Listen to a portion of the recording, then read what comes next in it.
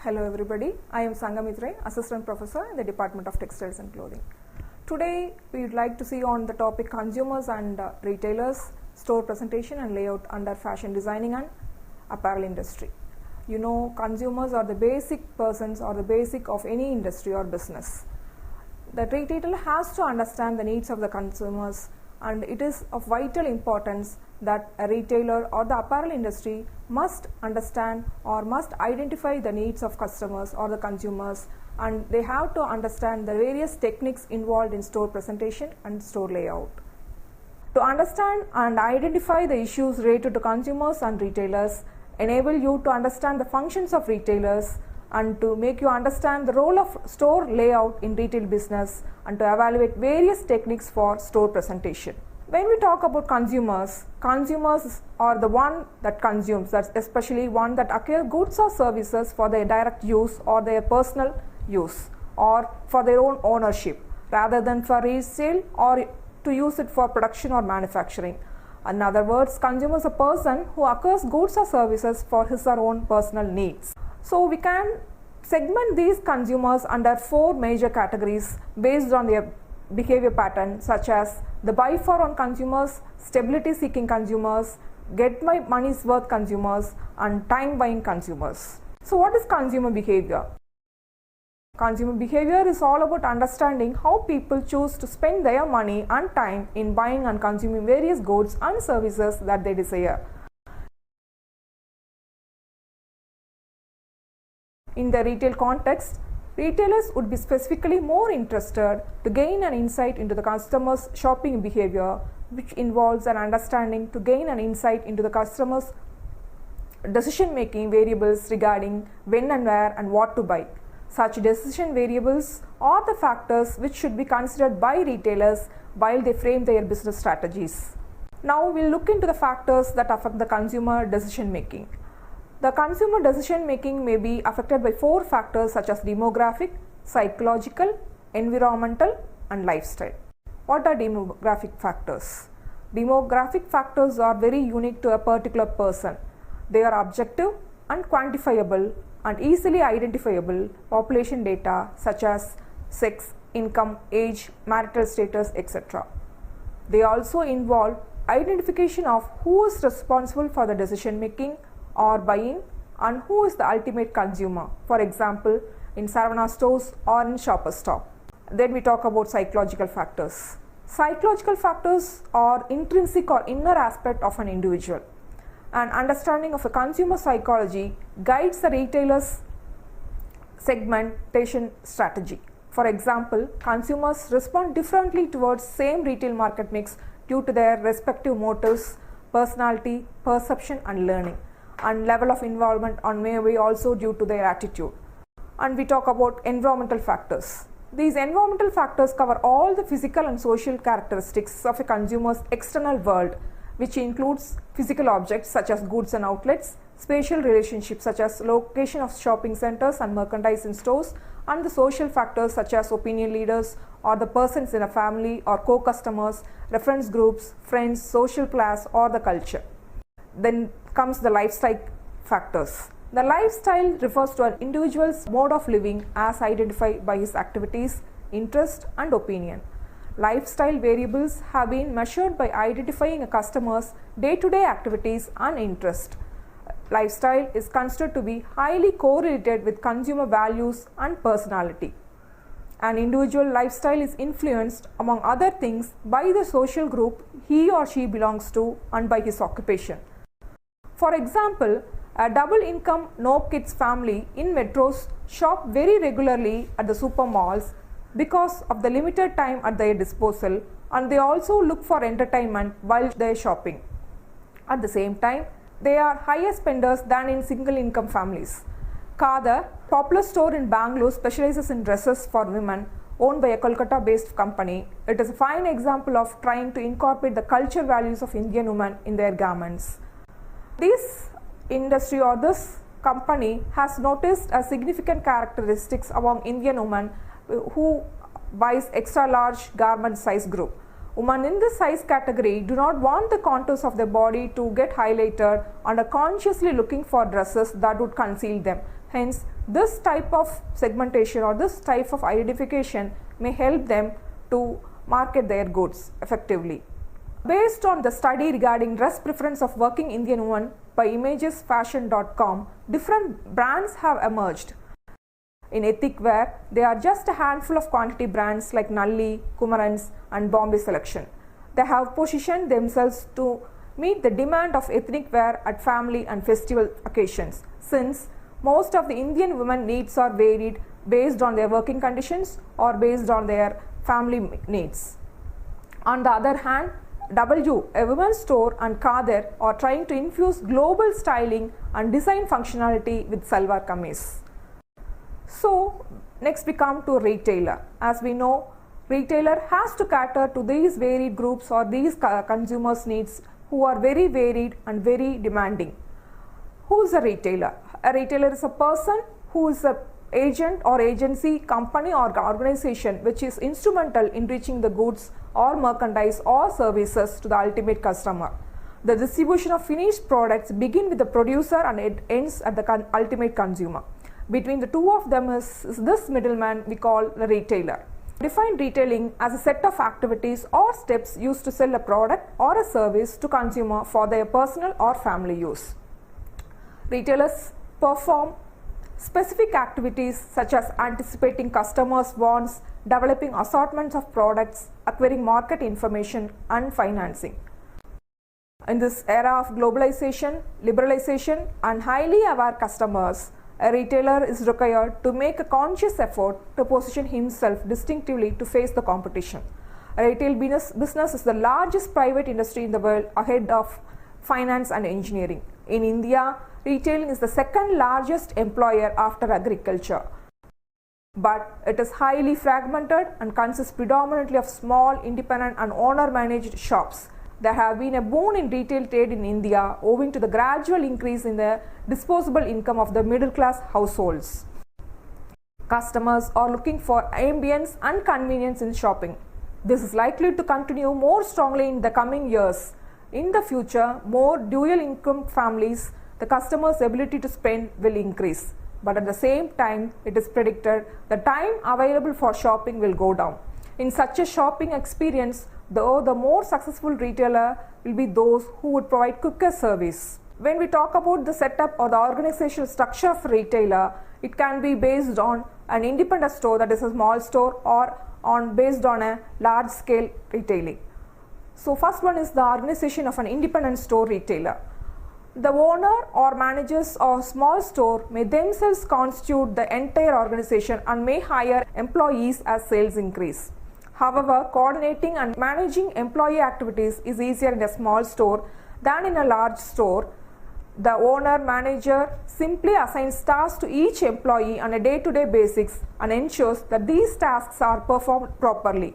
Since the number of employees are limited, small retailers have little specialization and each employee must perform a wide range of activities while the owner is responsible for the management tasks. Besides the management of the store, the owner is also responsible for the administrative tasks irrespective of the size of a retail operation. All tasks of a retail company may be divided into 4 major divisions such as strategic management, merchandise management, store management and administrative management. We talk about large store retailer. In contrast to small store retailers, large store retailers is fairly complex structure. Most retail chains have an elaborate senior management that includes a CEO, directors, presidents, vice presidents, etc. All of them work closely together in taking strategic decisions and in managing the entire organization. The tasks of all 4 divisions of a retail operations, as mentioned, are divided among the senior management who are responsible for their respective divisions.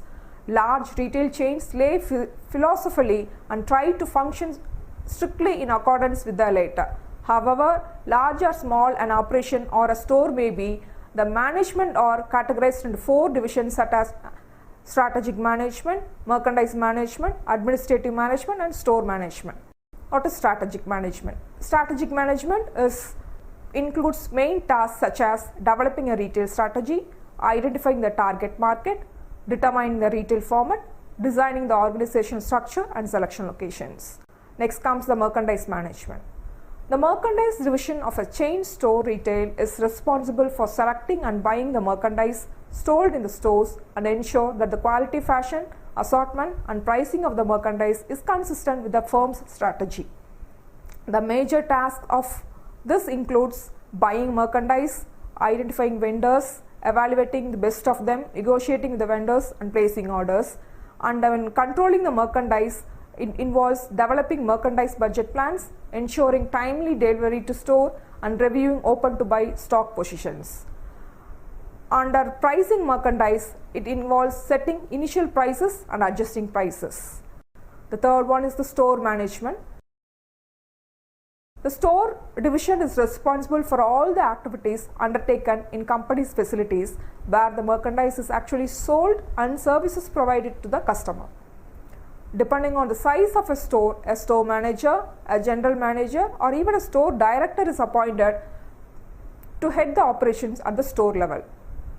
The operations at the store level are usually divided into 4 main functions such as personnel administration, selling, which includes the following functions such as recruiting and training the store personnel, planning work schedule, evaluating the performance of store personnel, maintaining store facilities, locating and displaying merchandise, assisting customers in selection,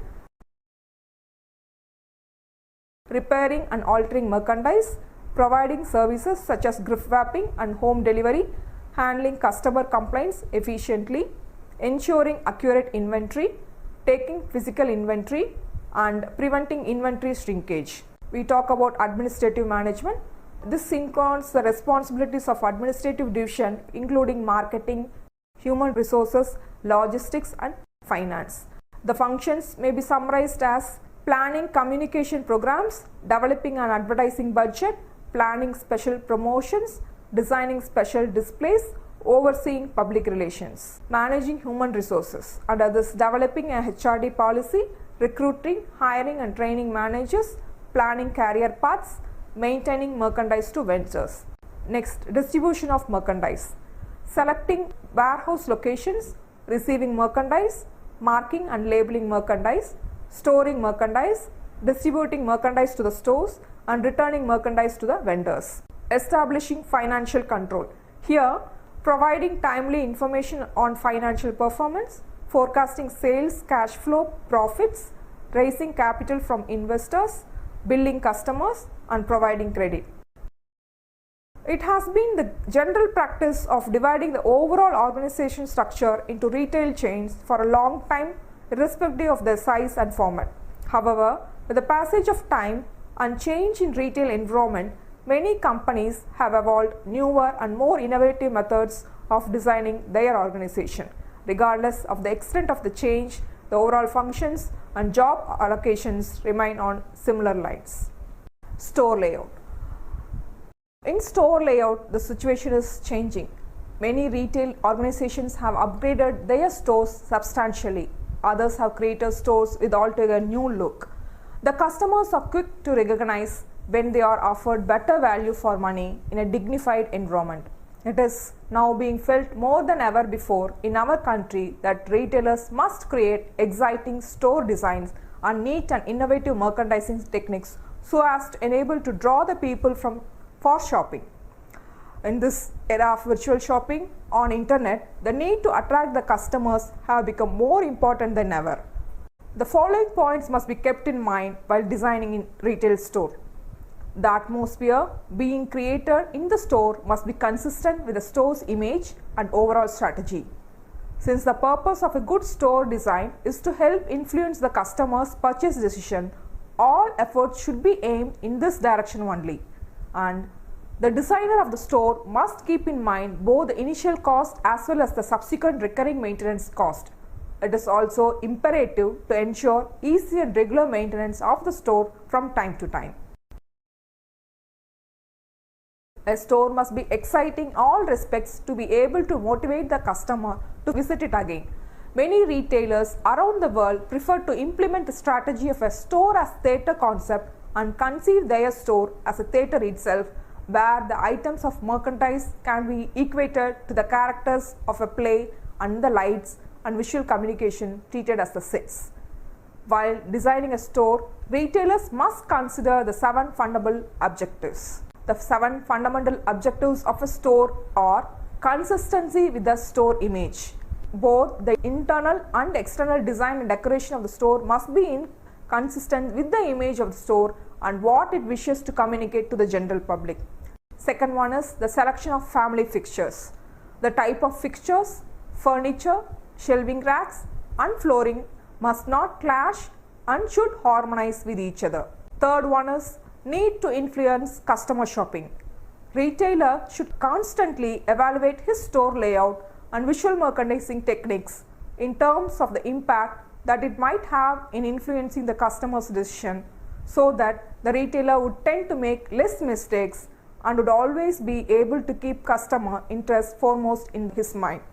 Next is return on investment. A retailer must be certain that all his decisions ensure proportionate returns and that the recurring cost and hassles of maintenance are also affordable. Fifth one must be modular. The entire store must be designed in a more or less modular arrangement to ensure that any subsequent changes in the layout or design of the store do not lead to wastage and can be conducted smoothly.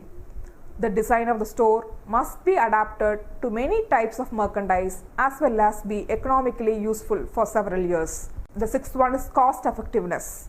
All electrical equipment used in the store must be energy efficient, as energy costs are a major component of recurring expenditure in retail operation. The last one is the optimization of floor space. The store plan must strike an ideal balance between optimizing floor space and encourage customer traffic. The store layout must not create an impediment in the smooth flow of customer traffic, as this could frustrate customers as many hurt them physically. In the store layout, the type of store layout plays an important part. The types of store layout. Many elements need to be considered in the design of store layout to help achieve the ultimate objectives of the store. Broadly, there are 3 general store layouts, namely grid layout, open layout and running layout. Grid layout. A grid layout may be described as series of long aisles of merchandise displayed in a respective manner. Grocery stores or supermarkets are usually organized in a grid design which permits them to stock and display as much merchandise as possible in an orderly and logical sequence. Apart from this, grid layout is also cost effective in both in terms of cost and shelving racks used as well as the extent of wastage of prime space. This also enables the layout to be fairly flexible, and the multiple and adjustable shelves in the rack help to optimize the store space. A grid layout is also considered to be much safer than the other designs in terms of security aspect, which is especially important aspect in the case of supermarkets, which deal in a large number of small and flipper-prone packs of merchandise. Racetrack store layout. This type of store layout ensures the fulfillment of retailers' main objective of getting customers to visit the store's multiple departments, thereby enhancing the sales of the store. This is also known as loop. A racetrack layout used in departmental stores is usually a category or department-wise layout in which every manufacturer is allotted a separate space, which is why a store with such a layout is often called a shop-in-shop store.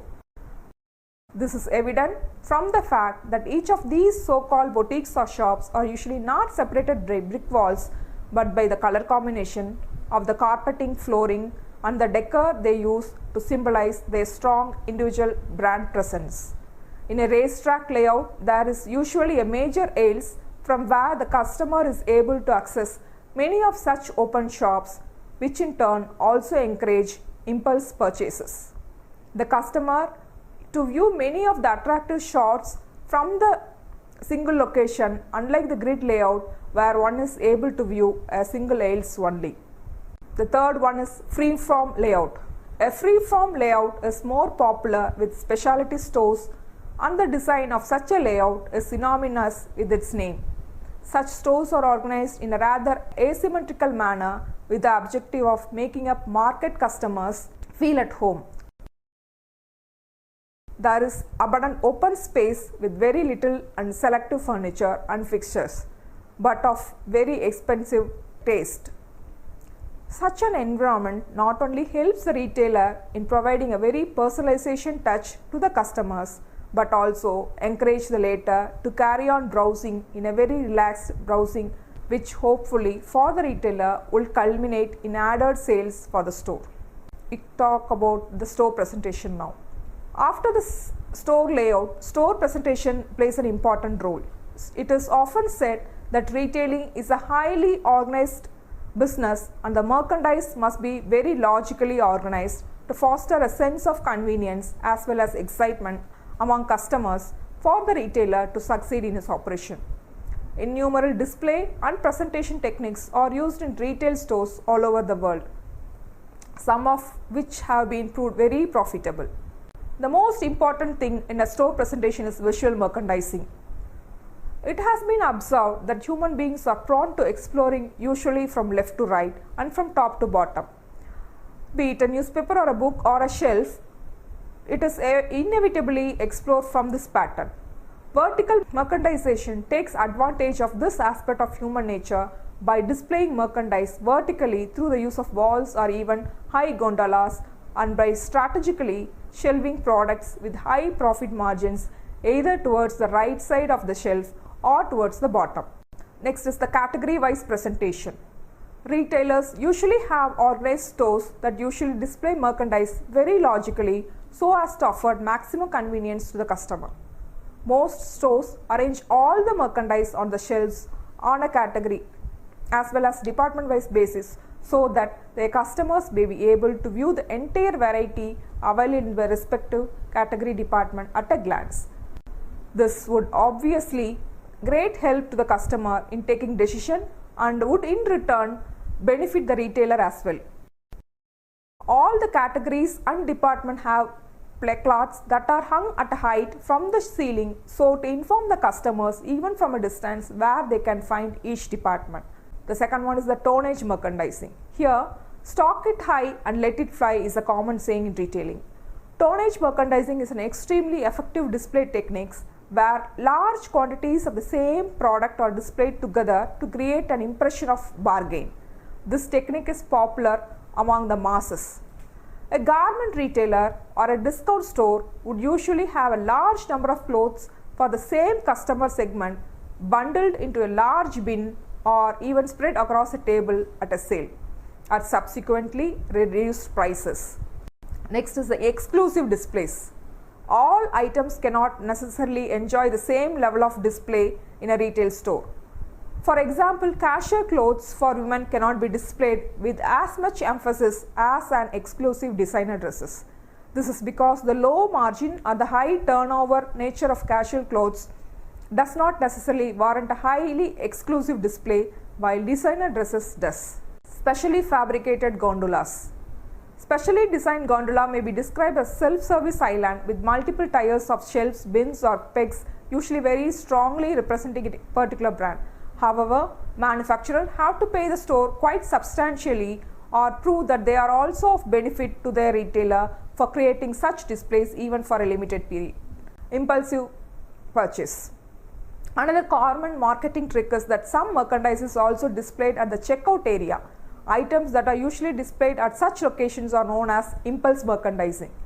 Many retailers also adopt a deliberate strategy to force customers to pass through aisles that stock such inexpensive impulse items only to be ultimately met by the rather expensive category of products which customer requires a tremendous amount of willpower to avoid. These products help in creating impulse purchases which are made by the customer at the last minute despite no prior planning for such purchases. Since most of these items are low value, high profit margin items, their sales enhance the profitability of the store.